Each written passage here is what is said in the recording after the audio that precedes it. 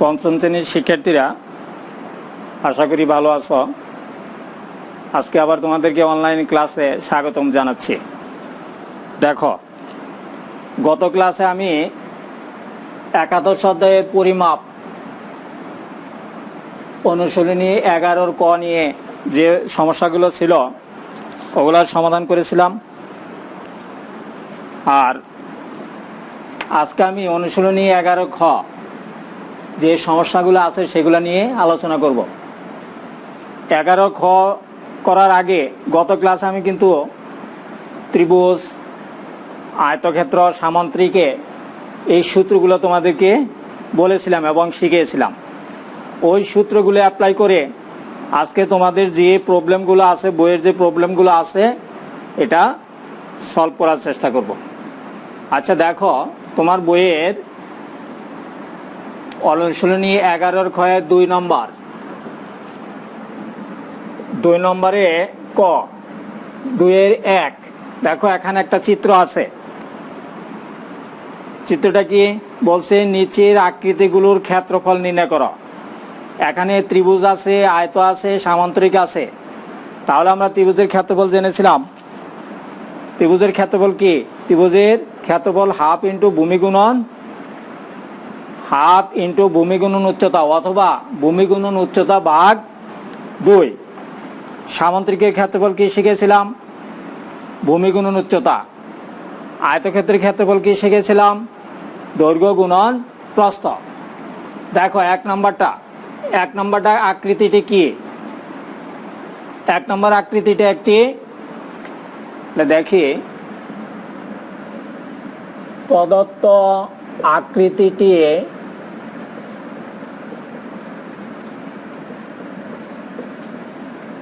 একটি ত্রিভুজ যার ভূমি,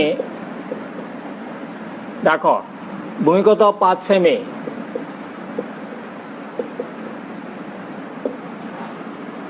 এবং উচ্চতা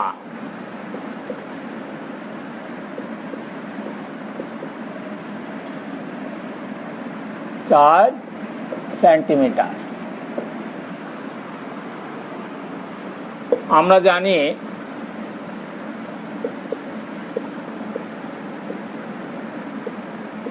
ত্রিভুজের ক্ষেত্রফল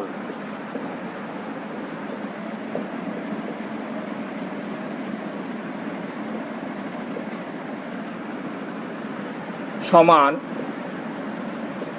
ভূমি গুণন উচ্চতা ব্র্যাকেট দিয়ে ভাগ 2। অতএব ক্ষেত্রফল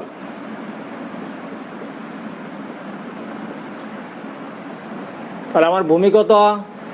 5 গুণন উচ্চতা কত? 4।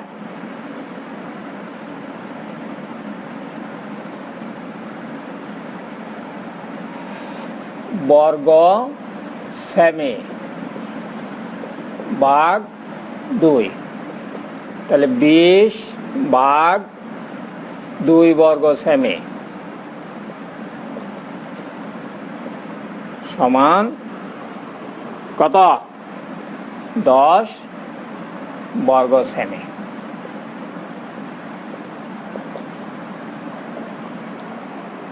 তাহলে দেখো, অবশ্যই তা বুঝতে পারছো। তারপর দেখো 3 নম্বর প্রবলেমটা কি, চিত্রটা কি?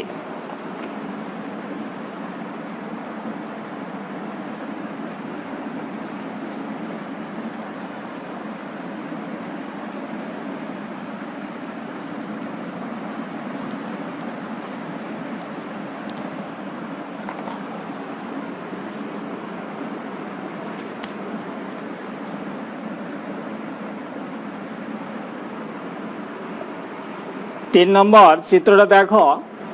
3 নম্বর আকৃতিটি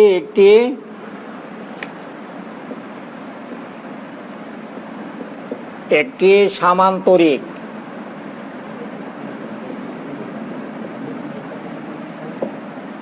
যার ভূমি, নিচেরটাই ভূমি, 5 সেমি এবং উচ্চতা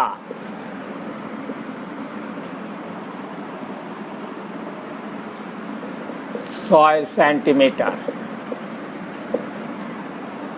চাইছে ক্ষেত্রফল। তাহলে আমরা জানি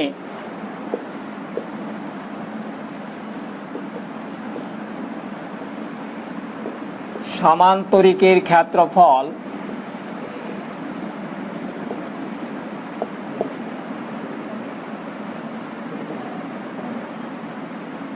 সমান ভূমি গুণন উচ্চতা বর্গ একক। অতএব ক্ষেত্রফল মান বসাও। তাহলে ভূমি কত? 5, উচ্চতা কত? 6, সেন্টিমিটার সেন্টিমিটার বর্গ সেন্টিমিটার সমান 30 বর্গ সেন্টিমিটার। আশা করি দুইটা সমস্যার সমাধান করালাম, বাকিগুলা নিজেরাই করতে পারবে। এখন দেখো তোমার বইয়ের 3 নাম্বার অঙ্কটা।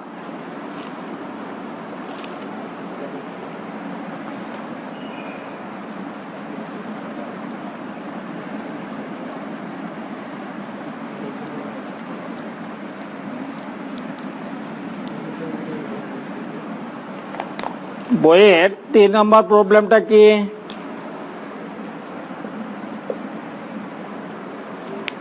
একটি আয়তাকার ধান ক্ষেতের প্রস্থ 750 মিটার এবং দৈর্ঘ্য 1200 মিটার। ধান ক্ষেত্রের ক্ষেত্রফল কত এর?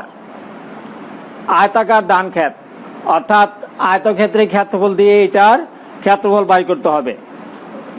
তাহলে দেওয়া আছে আয়তাকার ধান ক্ষেতের প্রস্থ, সমাধানটা করে নাও।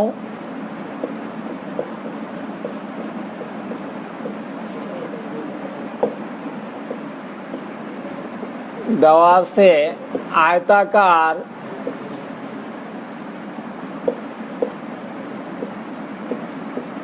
ধান ক্ষেতের প্রস্থ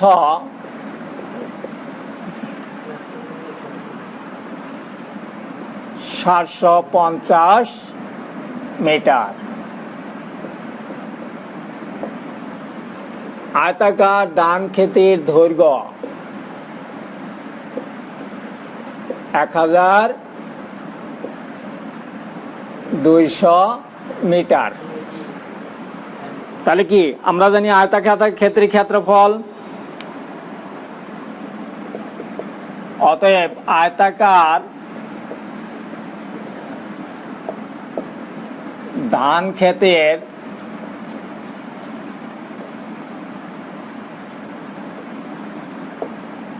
ক্ষেত্রফল সমান দৈর্ঘ্য গুণন প্রস্থ বর্গ একক। এখন মানগুলো বসায় দাও। অতএব ক্ষেত্রফল দৈর্ঘ্য কত? 750, প্রস্থ কত?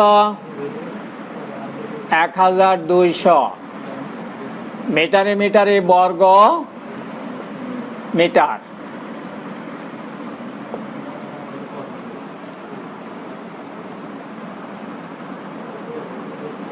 তাহলে এটা গুণ করলে কত হবে? গুণটা এখানে দেখাবে।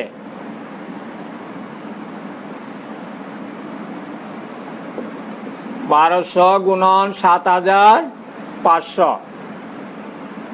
আমরা প্রথমে সংখ্যা অঙ্কগুলো গুণ করে পরে 3টা শূন্য বসায় দিব। তাহলে কত? 5 দুগুণে 10, 0, 5 একে 5, 6, 7 দুগুণে 0, 0,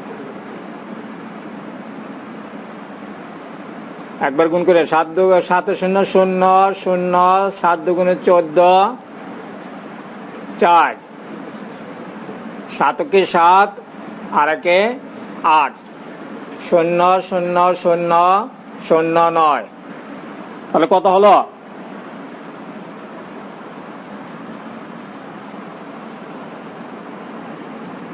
আরেকটা 0 হবে।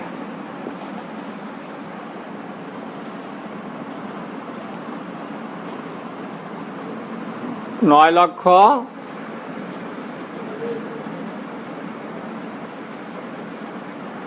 বর্গ মিটার।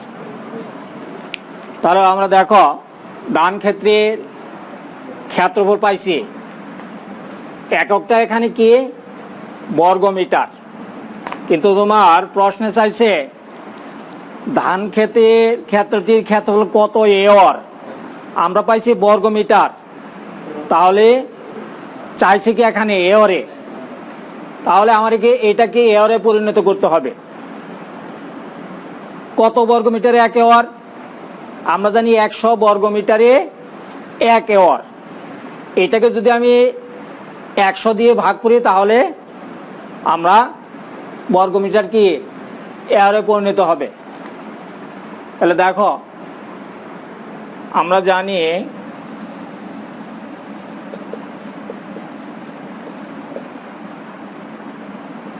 100 বর্গ মিটার সমান 1 একর। অতএব 1 বর্গ মিটার উপরে 1 নিচে কত 100, তাহলে কত বর্গ মিটার পাইছি? 9 লক্ষ বর্গ মিটার। 1 গুণন 9 লক্ষ ভাগ 100,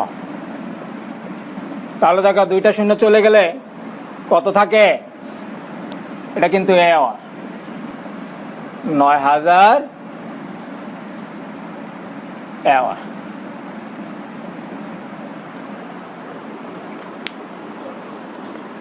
আশা করি এই জাতীয় সমস্যাগুলো তোমরা এখন করতে পারবে।